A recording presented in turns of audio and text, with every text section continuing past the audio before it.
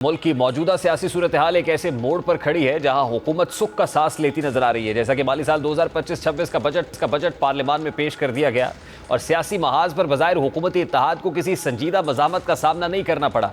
Opposition खास तौर पर तहरीक इंसाफ, जो कभी सड़कों पर और कभी पार्लियामान के अंदर एक ताकतवर मुखालिफ के तौर पर सामने आती थी, इस वक्त कई मुश्किलात में घिरी हुई दिखाई दे रही है। अब ये सूरत हाल एक अहम सवाल को जन्म देती कि क्या PTI मौजूदा हालात में महज मज़ाहमत के ज़ोर पर कोई बड़ा सियासी मकसद हासिल कर सकेगी। अब बज़ाहिर ये रास्ता ना सिर्फ दुश्वार है बल्कि शायद इसलिए देर पा ना रहे।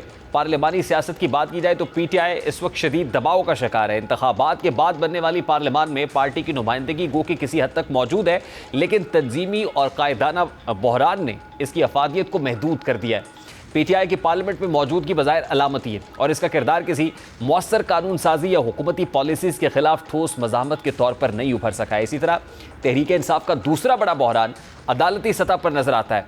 बानी PTI इस वक्त मुख्तलिफ मुकदमात का सामना कर रहे हैं, जबकि 190 मिलियन पाउंड केस में सज़ा मुअत्तली की दरख्वास्त पर भी उनके लिए अदालत से कोई फौरी रिलीफ हासिल नहीं किया जा सका।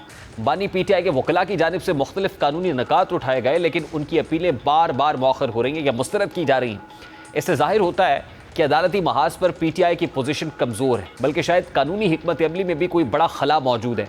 कानूनी माहिरीन के मुताबिक इस वक्त अदालती अमल से हटकर बड़ी कामयाबी हासिल करना PTI के लिए एक तवील, पेचीदा और गैर यकीनी सफ़र बन चुका है। यहाँ तक कि पार्टी की क़यादत में भी वाज़ेह खला नज़र आता है। अब तक मुतबादिल लीडरशिप नहीं उभर सकी है और मरकज़ी रहनुमा मुसलसल जेलों, मुकदमात और गिरफ्तारियों की जद में है, जिसकी वजह से अवामी सतह पर पार्टी की मौजूदगी कमज़ोर हुई है और तंजीमी ढांचा अदम इस्तेहकाम का शिकार हो चुका है।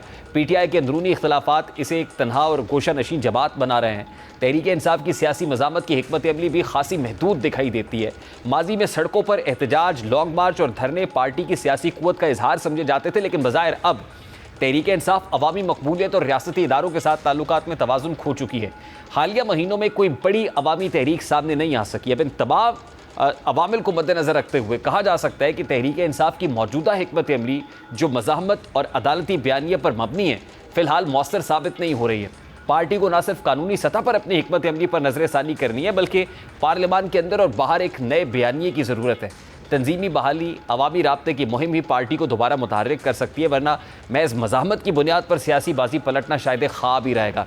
इस सारे मामले पर बात करेंगे। इस वक्त सीनियर सहाफ़ी तज्ज़ियाकार हफीज़ुल्लाह न्याज़ी साहब ने हमें ज्वाइन किया। अस्सलाम वालेकुम न्याज़ी साहब, बहुत बहुत शुक्रिया आपके वक्त के लिए। सबसे पहले तो बड़ा सादा सा सवाल है, बड़ी कंफर्टेबल पोजीशन में हुकूमत वफाकी बजट 2025-26 पेश कर चुकी, बैक टू बैक अदालत से भी कोई अच्छा ठंडी हवा का झोंका पाकिस्तान तहरीक इंसाफ को नसीब नहीं हुआ है, तो क्या समझा जाए कि महज मज़ाहमत का नारा बुलंद कर देना, ये कहना कि कोई तहरीक उठेगी या कोई तहरीक शेप अप हो रही है, ये महज एक ख्वाब दिखाई दे रहा है, क्योंकि कोई इफेक्टिव स्ट्रैटेजी फ़िलहाल PTI के पास नज़र नहीं आती है? सर, मैं खैर बजट तो खैर जिन हालात में जब पेश होता है तो जो वावेला होता है, शोर होता है, होगा होता है, वो तो उसी तमतराक से मौजूद था जो पिछले सारे बजट्स में अमूमन अपोजिशन पेश करती रही है हर हुकूमत में। कुछ कई दफ़ा थोड़ा कम हुआ है, लेकिन पिछले साल भी इसी तरीके से बड़ा ज़ोर और शोर था जब इससे पिछले साल 2022 में शहबाज शरीफ साहब की हुकूमत थी। तो और हमेशा तहरीक इंसाफ जो है इन मौके पे शोर मचाना चाहिए, क्योंकि अपोजिशन थोड़ा सा अपनी एक प्रेजेंस, अपनी एक मौजूदगी का एहसास दिलवाते रहते हैं और यही उनका काम है कि उनको पता हो कि जी एक अपोजिशन बैठी है, पार्लिमानी निज़ाम का यही हुस्न है। एहतजाज रहे आज तक माजी में, माजी बईद को ना फरोलें, वैसे माजी करीब पिछले 3 साल के देख लें, तो इन 3 साल के एहतजाजों में इमरान खान साहब का एक एहतजाज भी, ना कोई धरना, ना कोई रैली, ना कोई इस तरह का एहतजाज जो है वो कोई इम्पैक्ट डाल सका या प्रेशर डाल सका है, बल्कि अमूमी तौर पे कहा जाता है कि उनके एहतजाज हमेशा नाकाम ही रहे, बल्कि तकलीफ देह हद तक नाकाम रहे हैं। तो वो तो प्रेशर पर नहीं, अब कोई नया टैक्टिक्स निकालेंगे, कोई और कोई नई स्कीम सामने लाएंगे तो पता चलेगा, क्योंकि अब लोगों को निकालने के लिए इमरान खान साहब कौन सा नया हथकंडा या नई एक जो देखिए अब उन्होंने कह दिया ना कि पैटर्न इन चीफ मैं हूं, हर फैसला मैं करूंगा, तहरीक का ऐलान भी मैं करूंगा। शायद वो जो रिजेंटमेंट लोगों में है उनको ये बताने की कोशिश कर रहे हैं कि देखिए फैसलों का इख्तियार मेरे पास है, मैं फैसला कर रहा हूं, कि शायद लोगों का कॉन्फिडेंस बहाल हो सके कि बानी पीटीआई के फैसले पे और उनकी कॉल पे हमने निकलना है। रियाज साहब, कौन सा एहतजाज अगर आपके पास कोई है साइटेशन मुझे बता दें जो इमरान खान साहब ने कॉल नहीं किया। फिर मई के अंदर जब उन्होंने 22 मई को पेशावर में बैठ के 2022 की मैं बात कर रहा हूँ, एक प्रेस कॉन्फ्रेंस की थी, तो क्या कहा था कि 25 को पेशावर निकलने, हुकूमत उनकी थी, सारे वसाइल उनके पास थे और वो उनकी वल्वला अंगेज की आदत नकद उनको मुयसर थी, यानी कि वो बनफ्स नफीस उसकी क़यादत फरमा रहे थे 25 मई 2022 के एहतजाज की या लॉन्ग मार्च की। तो जब इस्लामाबाद 26 मई को सुबह पहुंचे तो जाहिर है कि इमरान खान साहब को पता था कि सामने वो 30 लाख बंदों को कहा था मैं 30 लाख बंदे लाऊंगा सड़कों पर, तो वहाँ तो 3000 बंदा सामने मौजूद नहीं था। जब कासिम सूरी साहब को कहना पड़ा कि खान साहब मजहबी टच दें, यानी वो कुछ तो दें, और वो इतने उनकी बॉडी लैंग्वेज में जो उसकी जो पजमुर्दगी और जो शिकस्त की जो थी वो बड़ी अजान थी, और होना भी चाहिए था कि कोई भी होता, मैं भी होता, कोई भी होता तो उसको बड़ी मायूसी होती कि आप इतने 40 जलसे करें और गली गली करिए बड़े बड़े शहर, छोटे शहर, सब जगह जाएं और उनकी लाइव कवरेज हो रही हो सारे जलसों की, और बेपनाह अखराजात के बाद, और जब इस्लामाबाद के लिए निकले और हुकूमत भी आपकी वहाँ मौजूद हो। पंजाब में तो कह दिया कि लोगों को नहीं निकलने दिया गया, चलो एक तरफ रखें, लेकिन क्या पंजाब केपी से 2 लाख बंदा या 1 लाख बंदा निकालना वो मुश्किल था, नहीं निकाल सके। फिर 26 नवंबर को तो पंजाब में भी हुकूमत उनकी थी। आज सिचुएशन बड़ी मुख्तलिफ है, 2 साल से बानी पीटीआई अंदर है, जो लीडरशिप इस वक्त मौजूद है उसके अंदर जितना पोटेंशियल और जितनी कैपेसिटी है वो सब दुनिया के सामने है। तो ये इदराक बानी पीटीआई को खुद नहीं है कि अब कौन सी मुल्कगीर तहरीक, फिर कौन सा एहतजाज जो कारगर साबित होगा। मेरे ख्याल हम एक ही बात कर रहे हैं, मेरे तो अपनी यही अप्रीहेंशन है कि नहीं कामयाब हो सकता, और उसकी वजह मैंने इसलिए साइटेशन दी है कि हजूर आपने हर तरीका आजमाया। आपने वो एहतजाज भी कर लिया जिसकी आप क़यादत कर रहे थे, आपने वो एहतजाज भी कर लिया जब आप अंदर थे और जेल की हमदर्दी का वोट भी हो सकता था, और पूरा फिर 8 फरवरी जिसके बाद एक नया उसका जान पड़ी तहरीक इंसाफ में 2024 के इलेक्शन में, और आप 8 फरवरी के इलेक्शन के बाद जब आप सामने आप एहतजाज की कॉल की तो सदा बसरा आपने जेल भरो मुहिम के लिए कहा, खुद ही उससे बाहर थे, तो 2.5 लाख बंदे का कहा, 250 बंदा पूरा नहीं कर सके। आपने अभी पिछले दिनों 4-5-6 महीने पहले कहा जी कि हम रेमिटेंसेस रोकेंगे, तरसील ज़र रोकेंगे, वो तरसील ज़र का आप देख लें कि बढ़ गई है 5-10%, 15%। बोले पाकिस्तान अपनी ज़िंदगी बेहतरीन तरसील ज़र जो है वो इंजॉय करे। तो इमरान खान साहब के, मैं बिल्कुल आप ही की बात करूँ, सोचने का मकाम है कि अब एहतजाज क्यों कामयाब होगा। बिल आखिर आपने अपनी बेगम बुशरा बीबी से लीड करवाया, मेरा ख्याल था ये नया फैक्टर है, इसका थोड़ा बहुत फ़र्क पड़ना चाहिए। उनका ये सिर्फ फैक्टर पड़ा कि उनको इस्लामाबाद डी चौक तक आने की इजाज़त दे दी गई, रास्ते में उनको नहीं रोका गया। हालांकि उनको रास्ते बहुत जगह कहा गया कि आप रुक जाए निगोशिएशन करके, नहीं रुके। तो सर फिर ऑप्शन क्या है sir? What options PTI and बानी पीटीआई इज लेफ्ट विद? देखो मेरे नज़दीक तो मैं तो बड़ी सिंपल थ्योरी पे यकीन करता हूँ कि बानी पीटीआई को इस तरीके से जो है ये अपनी डेस्परेशन जो है बाहर आने के लिए नहीं सोचनी चाहिए। ये एहतजाज क्यों हो रहे हैं, या इमरान खान साहब के बारे में क्यों कहा जाता है कि वहाँ पे बैक चैनल जो है बातचीत चल रही है? इसलिए कि हर एक के अंदर एक ही है रहनुमा असूल कि इमरान खान साहब को रहा करवाए जाए।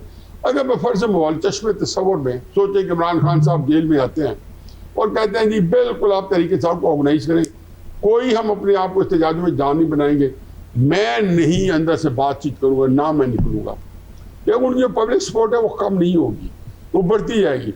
हो सकता है 5-10 साल वो वैसे कभी इस तरह के टकराव में भी शायद रहना पड़ जाए, अल्लाह ना करे ऐसा हो, लेकिन हो सकता है रहना पड़ जाए। तो मैं आपको यकीन दिलाता हूँ कि बाहर जो होती है लोगों की जो हमदर्दी जो दिलचस्पी अपने लीडर से ख़त्म नहीं हो जाती इन बातों से।